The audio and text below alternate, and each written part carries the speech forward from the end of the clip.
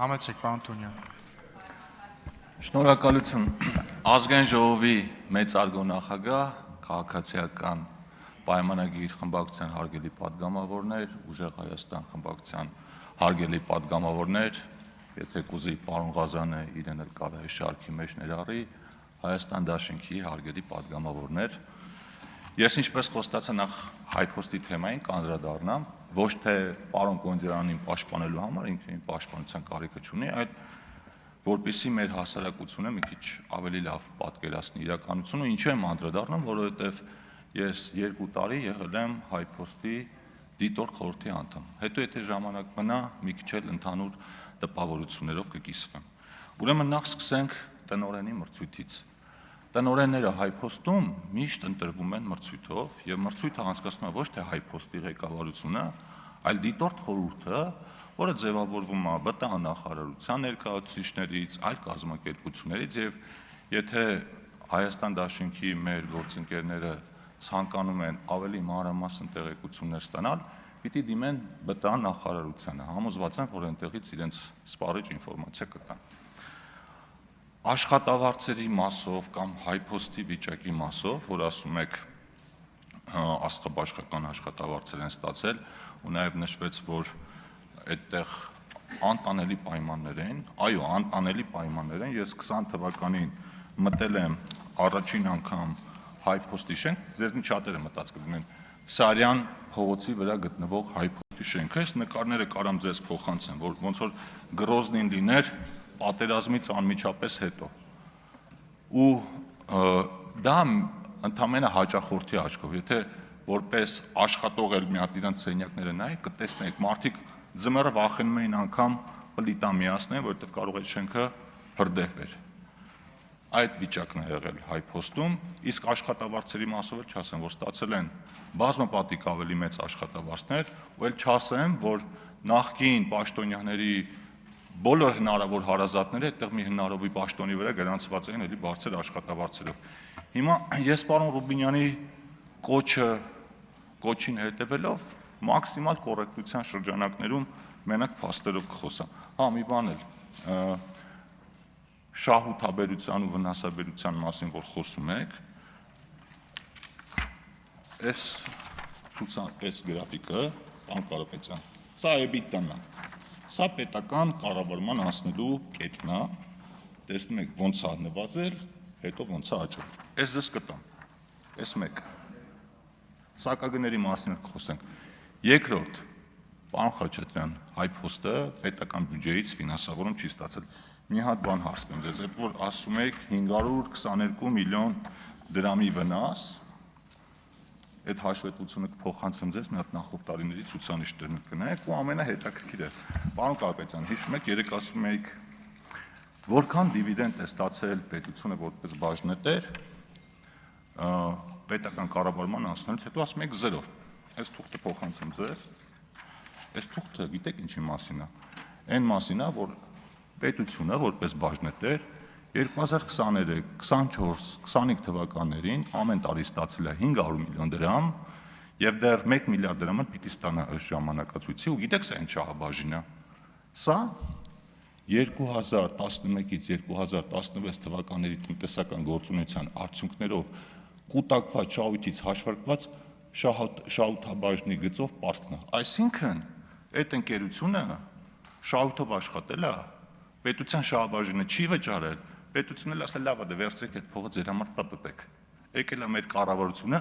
ու որ հայփոստին ծանր վիճակի մեջ չգցի, ժամանակացույց է կազմել, այսինքն մինչև պետական կառավարումը չի վճարվել շահութահարկ, շահաբաժին, պետական կառավարումից հետո վճարվել է ու դեռ վճարվել է։ Ես էլ այդ մասը։ Որոշումն է ստորագրել Արայիկ Հարությունյանը որպես կառավարության աշխատակազմի ղեկավար 2021 թվականին։ Ու մի շատ հետաքրքիր բան էլ ասեմ հայփոստի մասին, որը ձեր համար էլ նորություն կլինի։ Ուրեմն 20-ին է անցել պետական կառավարման, այո, եւ մի հետաքրքիր բան էլ ասեմ, ուրեմն երբ հայփոստը փոխանցվել է կոնսենսիո կառավարման արգենտինացիներին, պայմանագրում եղել է մի շատ հետաքրքիր պայման, որ գնահատվում են ընկերության ակտիվները այդ պահին, հետո հետ վերադարձնելու պահին այդ ակտիվները վերագնահատվում են եւ այդ տարբերությունը եթե լինում է դրական, այդ տարբերության 60%-ը կառավարությունը պետք է դրամական միջոցներով փոխհատուցի ընկերությանը։ Դե HiPost-ի ակտիվները գիտեք, հիմնականում անշարժ գույք է, ուրիշ բան չունեն, անգամ կշերք չունեն շատ մասնաճյուղերում, որ առաքանիները կշռեն, ինչ է տեղ ունեցել։ Ոչ նոր մասնաճյուղեր են կառուցվել, ոչ վերանորոգվել են, բայց զուտ անշարժ գույքի թանկացման այդ բնականon process-ի հետևանքով վերագնահատել են 2020 թվականին ու պարզվել է, որ HiPost-ի ակտիվները աճել են $12 միլիոն եւ կառավարությունը պիտի HiPost-ին $7 միլիոն փոխհատուցում տրամադրի։ Այ դա եղել ձեր ժամանակ, ձեզ չեմ ասում, ավելի շատ երևի են թևին եմ ասում, կնքված սուպեր պրոֆեսիոնալ կառավարման արդյունքը, որը մինչև հիմա մնում է։ Այս նկարները, այս որոշումները, այս ամեն ինչը կփոխանցեմ ձեզ, բայց ես մի առաջարկել ունեմ։ Քանի որ HiPost-ը գտնվում է ԲՏԱ նախարարության տիրույթում, մենք առաջիկայում լավ առիթ ունենք ու ազգային ժողովը ամենահարմար հարթակն է, որպեսզի մենք ավելի մանրամասն այդ թեմայով քննարկումներ ունենանք։ Ես սիրով կհրավիրեմ HiPost-ին էլ, ԲՏԱ-ին էլ այս բոլոր ցուցանիշների մասով քննարկումներ կունենանք, կհասկանանք ինչա տեղի ունեցել։ Եվ քանի որ ժամանակ կա, չեմ ուզում ամեն գնով սպառեմ, բայց ուզում եմ մի երկու բանով կիսվեմ։ Տեսեք, մենք ըստ էության այս երկու օրը իրար ուսումնասիրում ենք։ Դե Հայաստան դաշինքին ուսումնասիրելու բան չկա, 5 տարի ուսումնասիրել ենք։ Հիմա մենք ձեզ ենք ուսումնասիրում, դուք մեզ, ձեզնից մի մասին մինչև էդ էլ ենք ճանաչում, հեռակա կարգով իրար այդ բանավիճել ենք, արձագանքել ենք, բայց այնպես տետ-ա-տետ խոսակցության առիթ չի եղել ու պարոն Կարապետյան, ձեր ելույթը ինձ մոտ հույս առաջացրեց, որ մենք իրոք կարող ենք բարեկիրթ կոռեկտության սահմաններում թեկուզ իրար սուտ քննադատելով առաջ գնալ։ Գիտեք ինչ, մեր մոտ էլ կա բաներ, որոնց մասին մենք հիմա պիտի խոսենք, օրինակ, որ ասում եք մենք մենակ մեր օրակարգն ենք առաջ տարել։ Ես հիշում եմ իմ 8 տարեկան աղջիկը, երբ որ YouTube-ով ինչ-որ բան էր նայում ու մեջտեղը ընկնում էր ձեր այդ գովազդի տակ դրած ադրբեջանցիների տեսահոլովակները ու ինձ հարցնում էր ճիշտ է, ես մտածում եմ երբ է գալու այն օրը, երբ որ գամ ասեմ այդ ով է արել, ով է այդ հիվանդ երևակայությամբ մարդը, որ տես բան է մտահաղացել ու եթեր էր հեռացակել, բայց ու էլի բաներ կասենք, օրինակ պարոն Ղազարյանը ասում է, եթե 8 ապրանք քաղաքացիական պայմանագրից անցնեն մեր կողմ, դե գիտեք, ասում իրանք ապրանք են, հիմա գայթակղությունը շատ մեծ է, որ պարոն Ղազարյանին ասեմ ապրանքը դու ես, բայց դե քանի որ բարեկրթության կանոններով ենք առաջնորդում, չեմ ասում այդ մասին, բայց հա, չեմ ասում, չէ, իրոք չեմ ասում, չէ, չեմ ասի, բայց համաձայն եք հարգելի գործընկերներ, եթե բարեկրթության կանոններով ենք առաջ շարժվում, եկեք այդ կանոնը ֆիքսենք ու գնանք առաջ, որովհետև համոզված եմ, որ մենք դա կարող ենք անել։ Ես նաև գիտեմ հանուն արդարության, որ ձեզ կաշկանդում են նաև կարող է որոշ շրջանակներ, որոշ լրագրողներ, կարող է թասիբի գցեն, ասեն, բա այդ ոնց եք հետները կանգնած բարևում այդ խի էսպես արեցիք, բայց ինձ թվում է ամեն քաղաքական ուժ ինքն է որոշում իր վարքագիծը ոնց կառուցի եւ մենք այստեղ իրար թշնամի չենք, ու որ ասում եք մեր երկրի խնդիրներով ենք զբաղվելու, մենք դա մենակ ողջունելու ենք, որովհետև համոզված եմ, որ դուք թեկուզ ձեր քննադատություններով այստեղ ընդունվող որոշումների որակը կարող եք էապես ավելացնել։ Իսկ խորհրդարանի վարկանիշի մասին, օրինակ ինչ վարկանիշ է ունենալու 9-րդ գումարման խորհրդարանը, օրինակ մենակ այն հանգամանքը, որ երթման ժամանակ ոտքի չեք կանգնում, ձեր անունը հնչեցնելուց ոտքի չեք կանգնում, հարգելի գործընկերներ,